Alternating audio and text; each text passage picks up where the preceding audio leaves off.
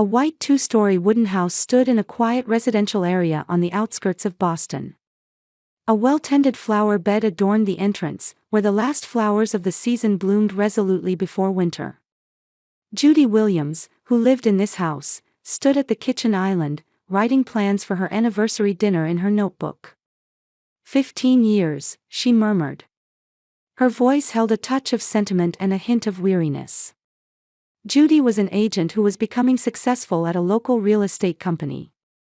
With her glossy chestnut hair that reached her shoulders and her habit of always wearing proper suits at work, she was highly trusted by her colleagues. The photo hanging on the kitchen wall captured Judy and her husband Thomas looking happy. Thomas, with his grayish-blue eyes, worked as a middle manager at an investment bank in Boston. His handsome features, intellectual air, and occasional boyish smile were what had attracted Judy to him. From the outside, they appeared to have a perfect marriage. Good jobs, a lovely home, and mutual understanding, at least, that's how it seemed. But recently, there had been changes in Thomas. Previously returning home by 6 in the evening, he had for the past few months been arriving at 9, sometimes even after 10. Judy outwardly showed understanding when he explained, "Work is busy." However, she felt uneasy about how he'd become inseparable from his smartphone, even taking it with him to the bathroom. Weekends too saw an increase in him going out for work engagements, noticeably reducing the time they spent together.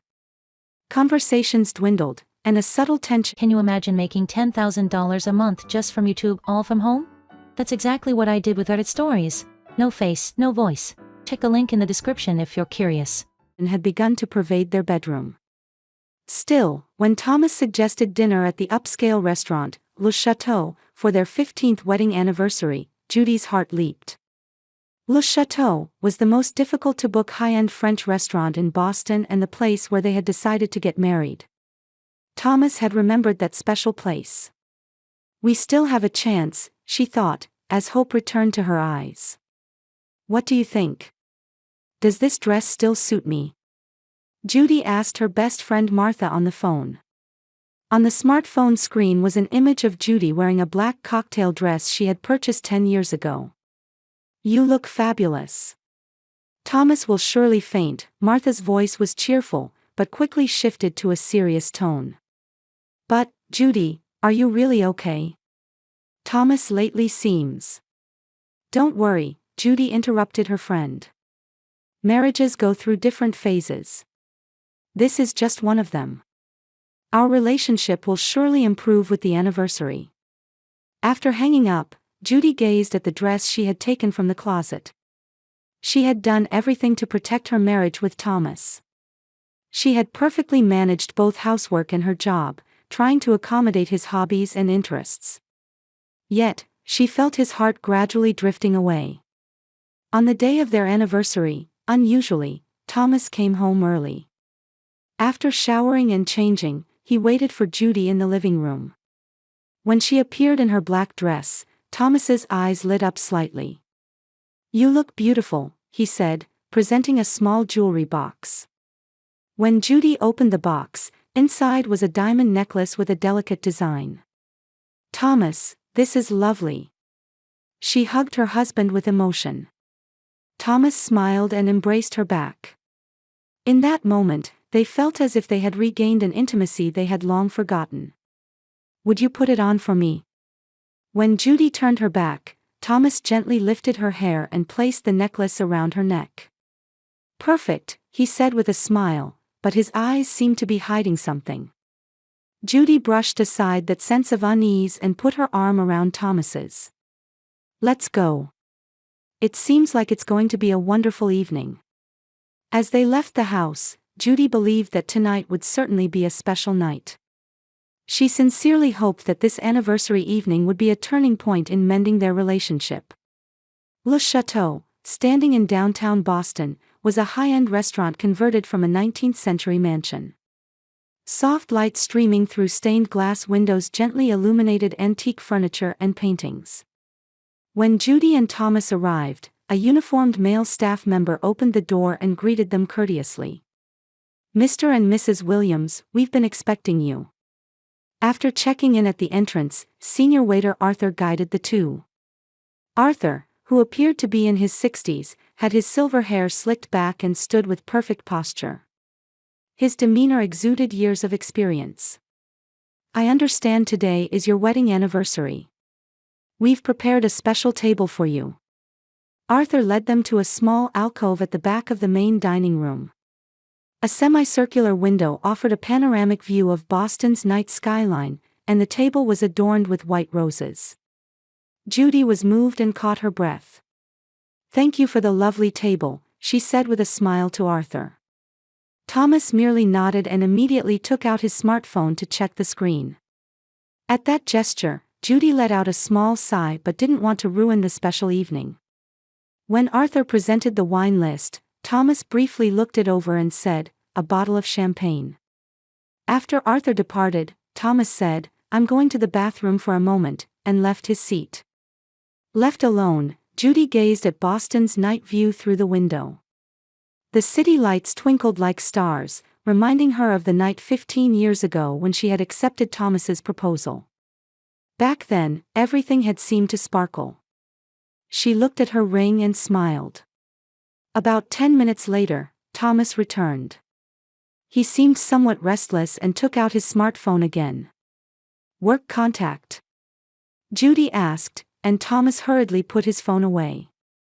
"Yes, there's a bit of a problem going on. But I'll try not to think about it tonight." The champagne was brought over, and they toasted. The sound of their glasses touching resonated in the quiet space. Judy gathered her courage and began, "Thomas, lately I've been feeling a distance between you and me." Thomas momentarily showed a surprised expression but quickly regained his composure. "What do you mean? You come home late, you're hardly ever home on weekends. And you've become inseparable from your smartphone," Judy said quietly. "Is there a problem?" Thomas let out a deep sigh. "It's just that work is busy. A new project has started, and everyone's working desperately. There's nothing for you to worry about." He smiled gently, but his eyes weren't smiling.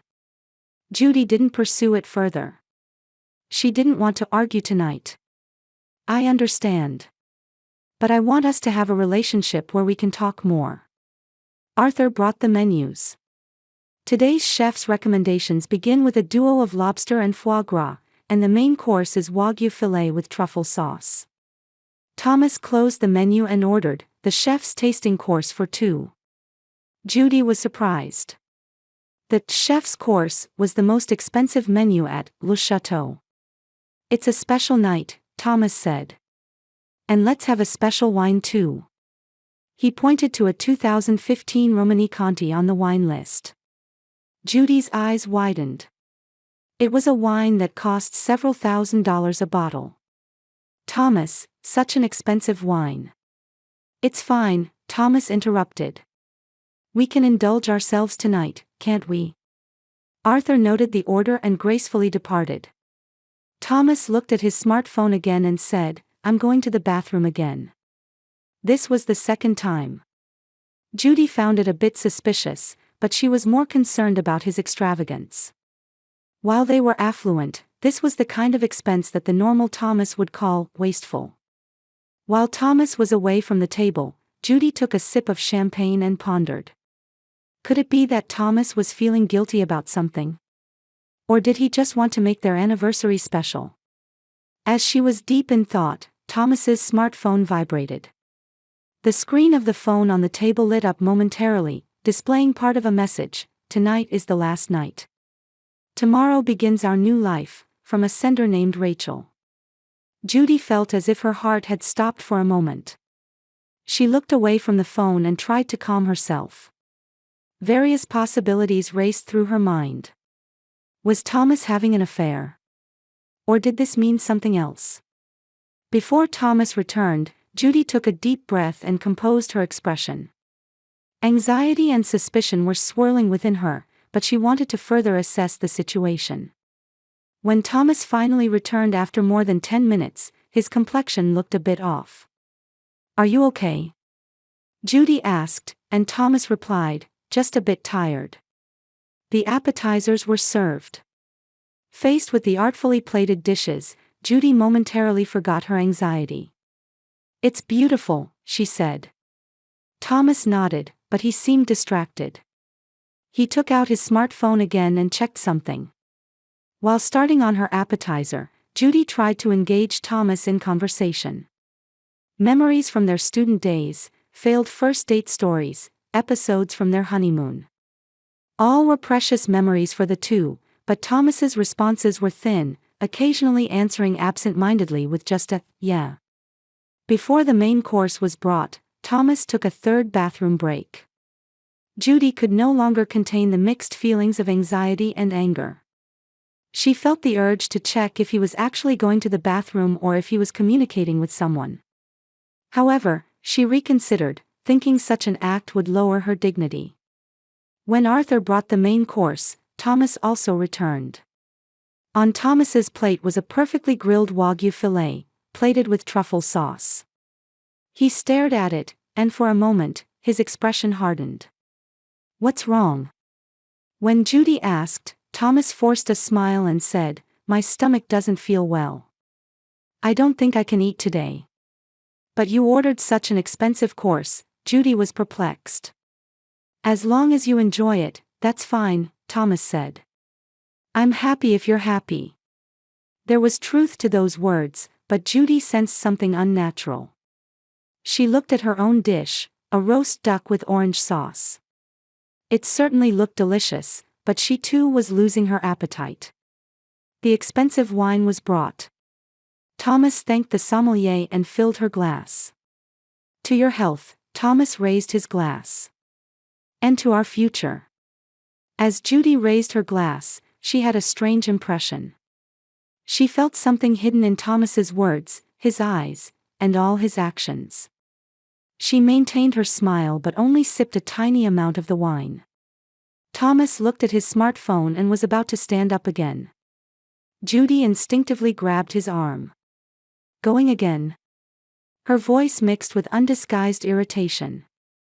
"Sorry, an important message," Thomas began to say, but then changed his expression as if sensing something from Judy. "No. It's okay. I'll stay with you tonight." He sat back down.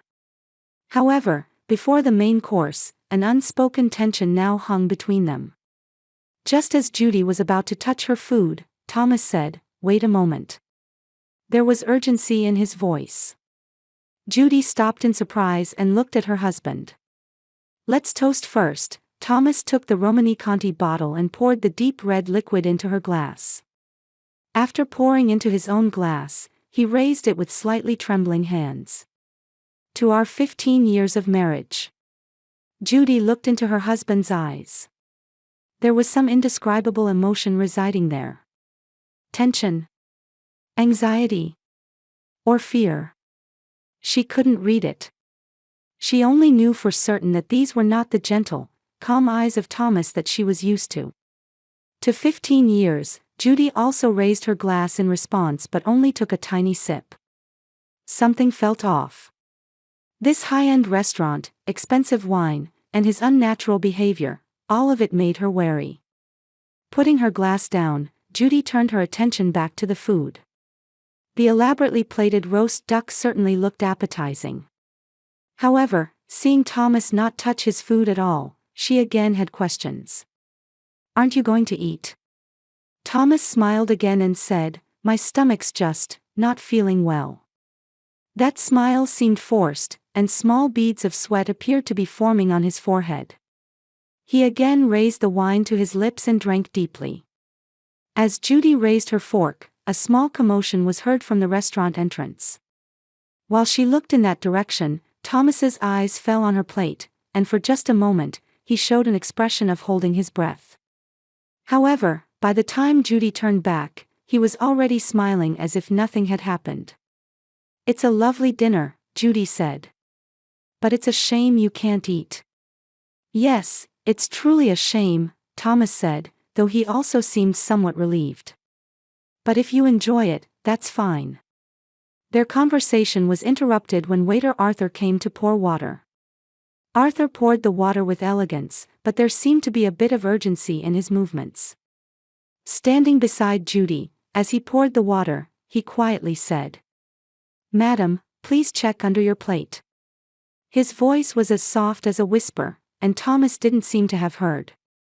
Arthur placed the carafe down, bowed, and departed. His expression clearly showed anxiety. Judy was perplexed. What did Arthur's words mean? She looked at her husband, but Thomas was checking his smartphone again. The sweat on his forehead had increased. Maybe the wine was a bit too strong. Thomas smiled as if making an excuse. "I'm going to the bathroom." The moment he left his seat, Judy's heart began to race. Arthur's words repeated in her head. "Please check under your plate." Under the plate? Why?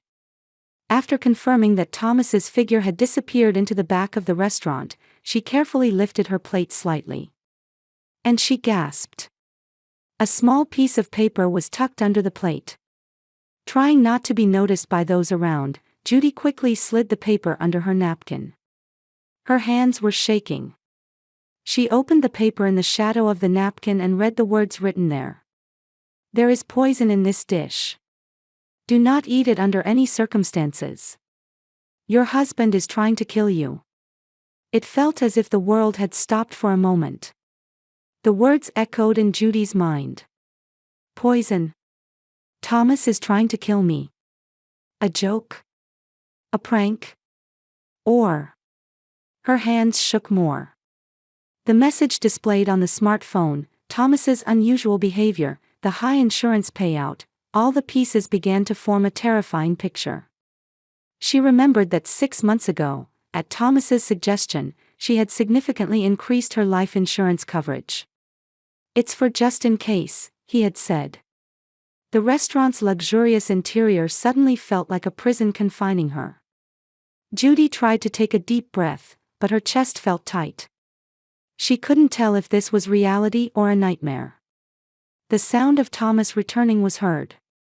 Judy hurriedly slipped the piece of paper into her handbag and tried to act as if nothing had happened. However, the blood had likely drained from her face, and she couldn't hide it. "What's wrong?" Thomas asked as he sat down. "You look pale." "It's nothing," Judy tried to smile, but she knew herself how unnatural that smile must have looked. "I'm just a bit tired." Thomas seemed relieved. "I see, understandable. You've been busy lately." He took the wine and tried to pour into her glass. "Would you like a bit more?" "No, thank you," Judy quickly replied. "Actually, my stomach is also a bit." "I see," Thomas said.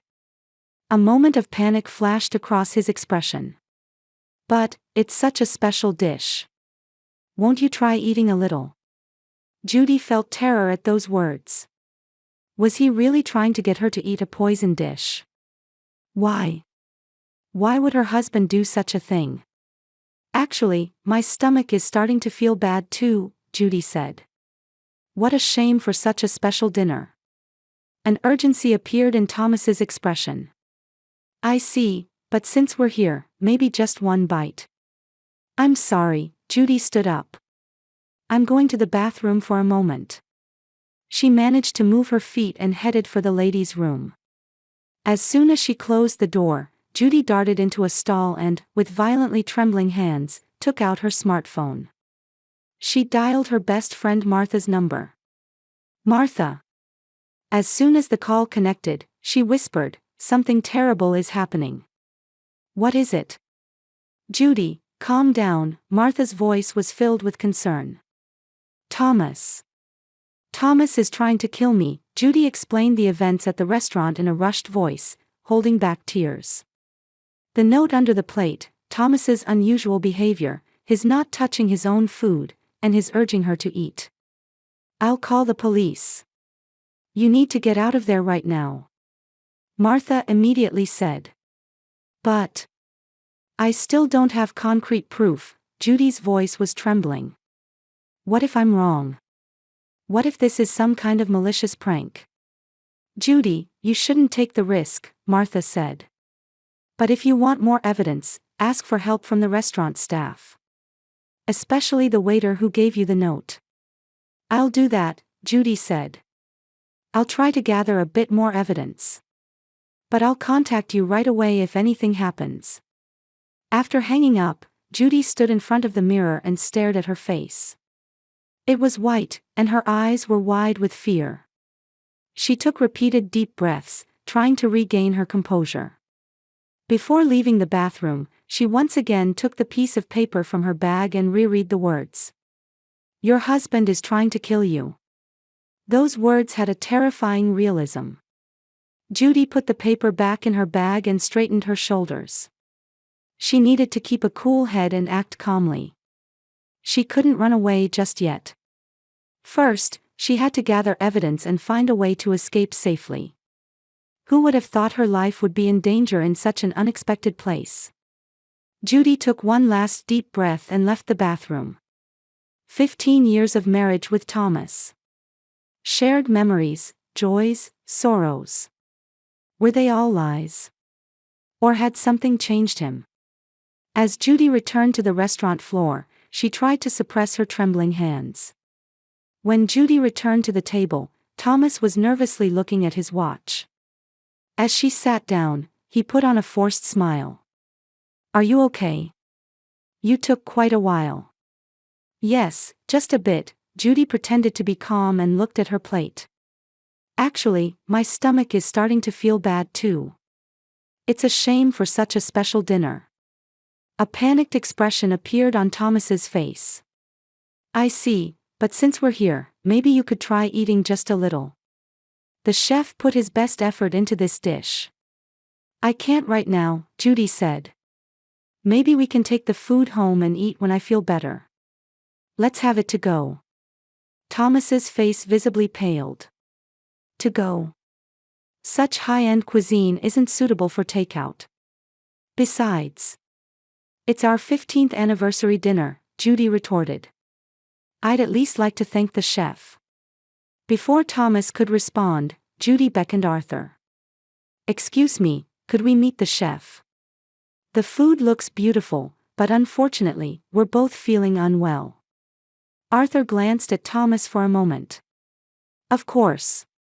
The chef is very busy at the moment, but a brief greeting should be possible. Please, this way, he gestured for Judy to follow. I'll come too. Thomas started to stand, but Arthur politely interrupted. I apologize, but for hygiene reasons, we can only escort one guest at a time to the kitchen area. She'll be back shortly. Thomas showed a dissatisfied expression but returned to his seat. Judy followed Arthur. While they appeared to be heading to the kitchen, they actually entered a staff corridor. Once in a place out of sight, Arthur stopped and turned to face Judy. His expression was serious. Madam, your husband was at this restaurant yesterday, he said quietly. He had a long conversation with Chef Carlos, and afterward, I witnessed Carlos receiving a large sum of money. Judy's heart raced. For what purpose? I'm not entirely sure, but I saw Carlos taking a special seasoning and adding something to the dish for a specific table number. Arthur took out his smartphone from his pocket and showed Judy an image. It captured Thomas handing something to a man who appeared to be Carlos. I took this photograph secretly. I wasn't certain, but I felt it was a suspicious movement. Judy gasped. My dish has. Yes. Carlos added a special seasoning only to your duck dish. Nothing was added to your husband's dish, Arthur continued with a serious expression. I've worked at this restaurant for over 30 years. I've seen many things, but this is the first time I've seen something like this. I was unsure whether to report it to the police, but the evidence was insufficient. Evidence, Judy murmured. Could I take a portion of the dish with me for testing? Arthur nodded and produced a small container. I was thinking the same thing. He quickly returned to the dining area and transferred a portion of Judy's food into the container. Please use this as evidence. Carlos will never confess. I believe he and your husband are conspirators. Judy suddenly took out her smartphone. Actually, I'm recording this conversation, she said. Arthur looked surprised but quickly showed understanding. That will also be good evidence. Thank you, Arthur, Judy said with heartfelt gratitude. If you hadn't warned me. Don't worry about it, Arthur said. However, be careful tonight. It would be good to leave early, pretending to have a marital dispute. And never be alone. Judy nodded and took a deep breath to compose her expression. I have to act. Arthur returned Judy via the original route, behaving as if they had just finished a brief meeting with the chef. I will convey the chef's apologies, he said in a loud voice. Judy returned to the table where Thomas was waiting. He seemed to have already settled the bill. The chef? Thomas asked. He looked very busy, Judy said. But when I told him I was feeling ill and couldn't eat the food, he seemed apologetic. Thomas appeared somewhat relieved. I see. Then, shall we go home? Yes, let's do that, Judy agreed. She put the container in her bag and linked her arm through Thomas's. Inside, she was trembling with fear, but outwardly, she played the role of a calm wife. As they left the restaurant, Arthur saw them off. He gave Judy a small nod, and she nodded back slightly. Getting into the car, Thomas let out a long sigh. It's a shame about our anniversary. Yes, Judy agreed. But when you're not feeling well, there's not much you can do. The car was enveloped in silence. Watching the city lights flow by outside the window, Judy contemplated her next actions. In her bag were a sample of the potentially poisoned food, a recording of her conversation with Arthur, and a copy of the photograph he had given her. If she took these pieces of evidence to the police. While driving, Thomas occasionally glanced at Judy. There was something unreadable in his expression.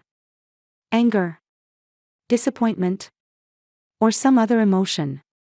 Upon arriving home, Thomas parked the car and turned off the engine. He turned to Judy and put on an unnatural smile. You should rest well tonight. I hope you feel better tomorrow. Yes, Judy agreed. You too. She hoped her voice wasn't trembling. Tomorrow, she planned to go to the police. Tonight, she just had to act as usual to not arouse Thomas's suspicion. Entering the house, Judy said, I think I'll lie down, and headed for the bedroom. Thomas remained in the living room and turned on the TV. Closing the door, Judy immediately sent a message to Martha. Collected evidence. Going to the police tomorrow. Acting as if nothing happened tonight. A reply came immediately. Be careful. Contact me right away if anything happens. If necessary, I'll come pick you up now. Judy hid her smartphone under her pillow and closed her eyes. The next morning, Judy woke up early and quietly got ready. While Thomas was still asleep, she got into Martha's car that had come to pick her up and headed straight to the police station. Arriving at the police station with evidence, Judy's expression was filled with determination rather than fear. She submitted all the evidence she had gathered, the sample of potentially poisoned food, the recording of her conversation with Arthur, the photographs taken at the restaurant, to the investigator. You've been through a terrible experience, ma'am, an elderly female detective said, gently holding her hand. You've shown courage and done the right thing. The police immediately began poison tests and interviews with involved parties, and the restaurant's chef, Carlos, was also summoned for questioning. The test results showed a lethal dose of arsenic in the food. Arthur's testimony and photographs, along with Judy's recording, became decisive evidence. A few evenings later, while Judy was temporarily staying at Martha's house, there was contact from the police. Thomas had been arrested at their home, and detailed messages about the crime plan with his lover Rachel were found on his smartphone. Rachel was also arrested as an accomplice. Why? Judy asked the detective interrogating during the investigation. Why did he try to kill me? A life insurance policy in your name worth $5 million. It seems he and Rachel were planning to use it to start a new life, the detective quietly answered. They have confessed to having been in a relationship for 3 years. The trial began 3 months later. Judy faced Thomas in court and looked straight into his eyes. In her former husband's eyes, there was no sign of regret, only anger that the plan had failed.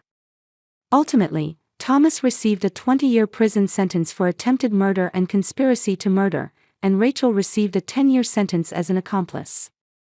6 months after the trial, Judy completed her divorce proceedings. She decided to move and start a new life. "This is the last box," Martha said as she carried a small box into Judy's new apartment.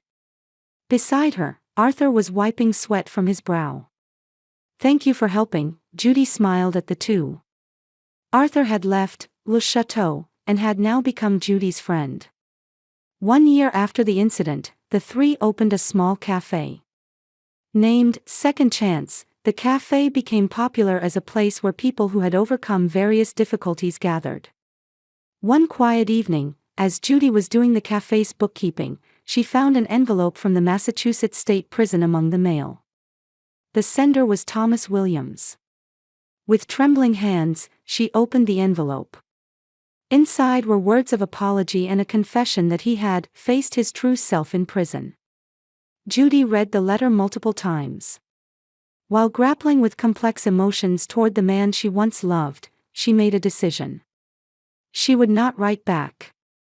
However, she secretly established a fund to support his social reintegration after his release, hoping for his rehabilitation.